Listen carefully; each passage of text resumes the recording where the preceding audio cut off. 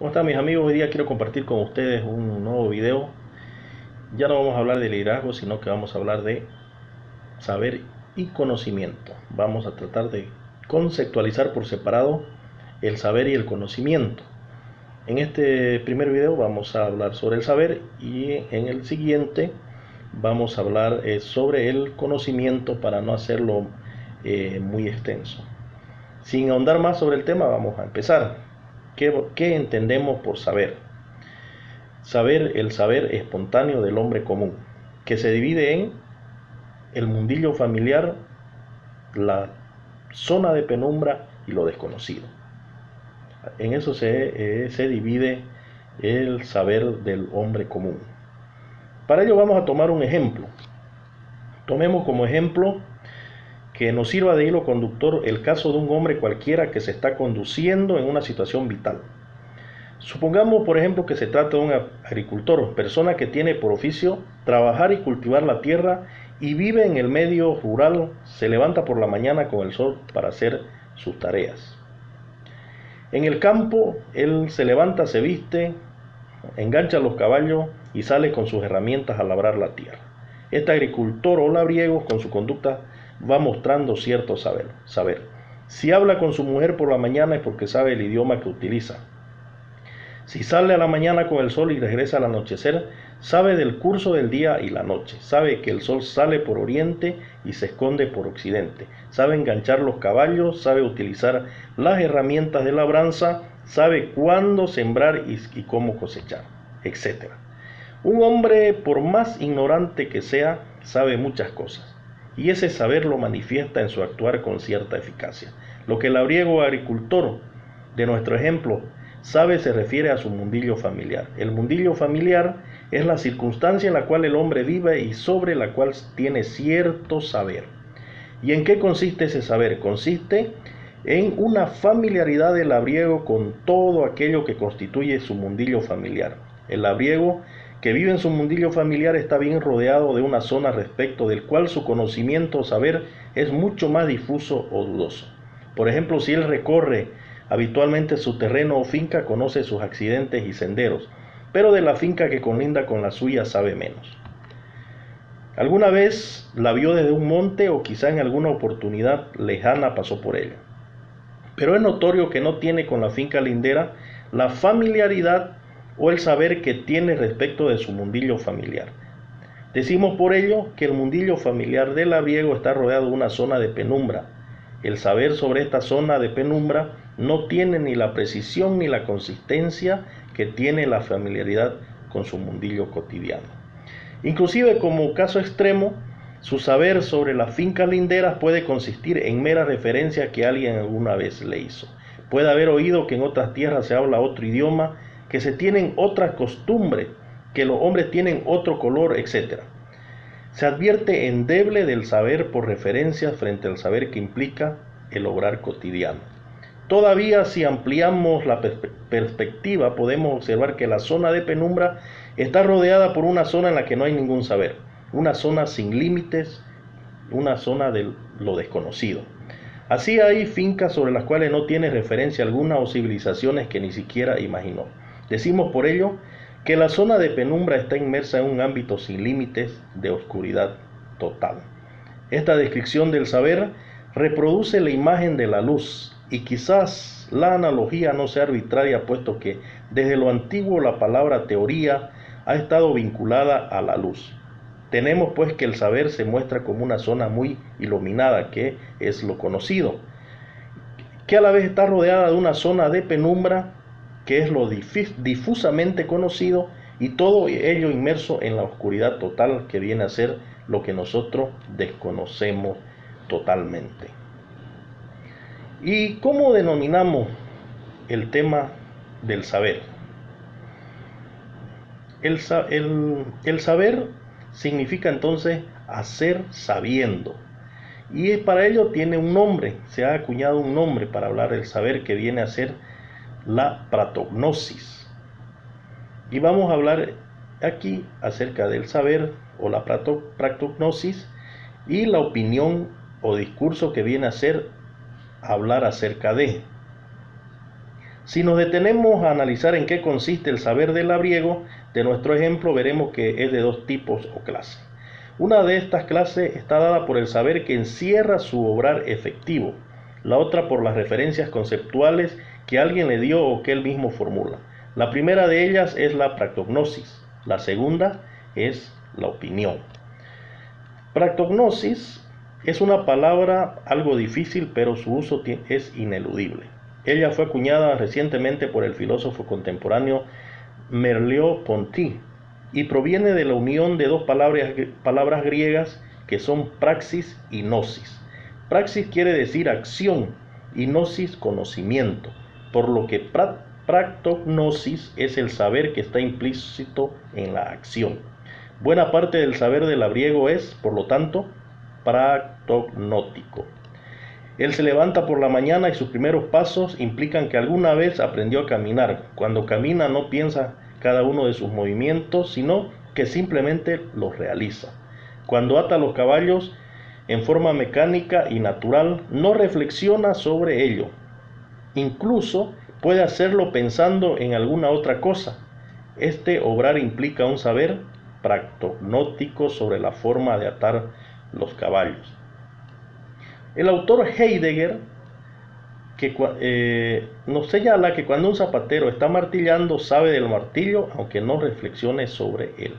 Incluso la esencia del martillo, su específica martillez, está incita en el acto de martillar. La esencia de todo útil, en cuanto útil, está encerrada en el acto de utilizarlo. Ese saber del zapatero sobre el martillo y su utilidad, que no es reflexivo y que está encerrado en el acto de martillar, es por lo tanto practognótico. Tenemos que en toda acción, al menos en toda acción o más o menos acertada, hay un saber implícito. Ese saber practognótico es habitualmente el resultado de la acumulación de experiencia entremezclada con los conocimientos conceptuales que se han aprendido.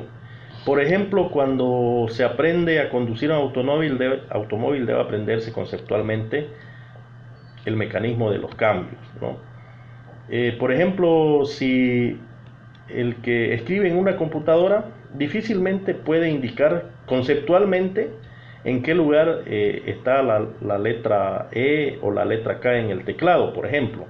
Pero si nos sentamos frente a una máquina o una computadora, entonces en la acción de escribir se irá apretando las teclas correspondientes. Esto quiere decir que se sabe practognóticamente la ubicación de las letras en el teclado. Además, cada conocimiento conceptual puede convertirse en practognótico por el solo hecho de hacerse tan familiar que nos manejamos de acuerdo con él sin necesidad de reflexionar sobre él.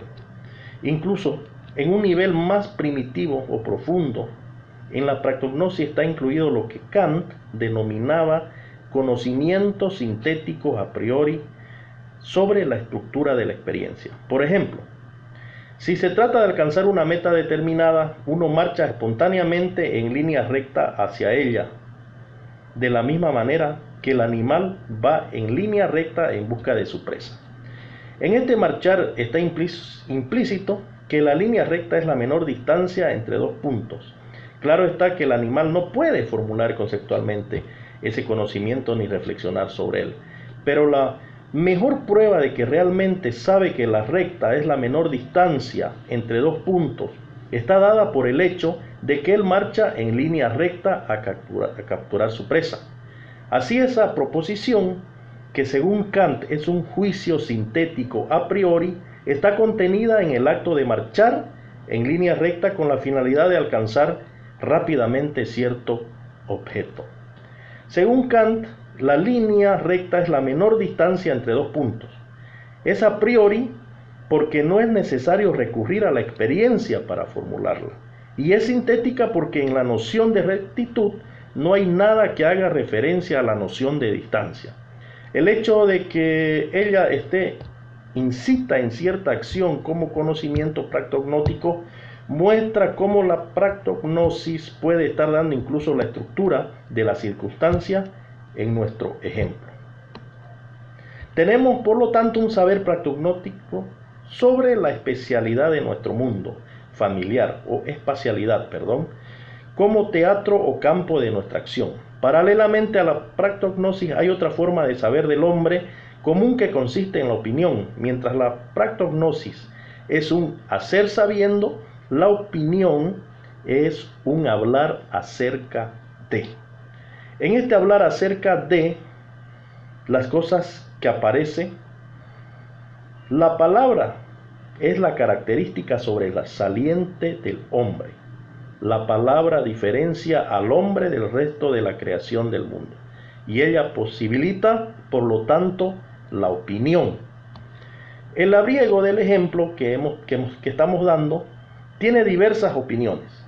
Por ejemplo, opina que se enamoró a causa de un trago que se tomó, ¿no? Tal vez una caipiriña, una Caniña 61 acá en nuestro medio, acá, ¿no? En nuestro medio, aquí en la frontera con el Brasil, ¿no? Otra que, por ejemplo, no se debe sembrar con luna creciente, que si se ensilla un caballo con una herida en el lomo se la gusana, etcétera, etcétera. Todas esas opiniones que él expresa hablando, por lo pronto vemos que mientras en la practognosis, por estar incita en la acción, siempre había una dosis de acierto o efectividad. La opinión puede ser totalmente errada o falsa, o puede ser verdadera y correcta. En el hablar acerca de aparece la posibilidad de la verdad y el error. Cuando formulamos una opinión verdadera, nuestro hablar da cuenta de la cosa de la cual hablamos, de la razón de ella. En cambio, con la opinión falsa ocultamos o oscurecemos aquello sobre lo que opinamos. Veamos un ejemplo que muestra la diferencia cualitativa entre el saber practognótico y el conceptual. Si nuestro labriego sale con el sol a trabajar la tierra y regresa al anochecer, en su acción hay cierto saber practognótico sobre la salida y puesta del sol. Él se conduce acertadamente, puesto que aprovecha la luz solar para realizar sus tareas, pero cuando quiere formular una opinión sobre la salida y la puesta del sol y dice que el sol se levanta por oriente y se pone por occidente, ya comienza a estar equivocado. Su actuar implicaba un cierto conocimiento correcto, puesto que era eficaz. Su opinión, no obstante, es falsa. ¿Por qué? Porque no da razón de una serie de fenómenos y oculta que en realidad, como todos sabemos, la Tierra gira sobre sí misma. La relación entre la practognosis y la opinión, ambos quehaceres del hombre, debe ser examinada con cierto detalle, puesto que su comprensión nos permitirá una correcta aproximación al tema del conocimiento, que es lo que vamos a hablar en el próximo video. Si hemos comprendido bien los caracteres, diferencia y relación entre la practognosis y la opinión, tenemos ya la base necesaria para el desarrollo siguiente. El tipo de conocimiento, que es la opinión, es la raíz o fundamento de lo que vamos a ver como conocimiento propiamente dicho. El conocimiento es expreso, conceptual. Por ello, terminamos aquí, dejamos de lado en este video hablar del saber, de la practognosis o de la opinión o discurso, y en el próximo video vamos a hablar acerca de el conocimiento propiamente dicho. Si te gustó este video, suscríbete a mi canal de YouTube o compártelo a través de las redes sociales. Buenas noches.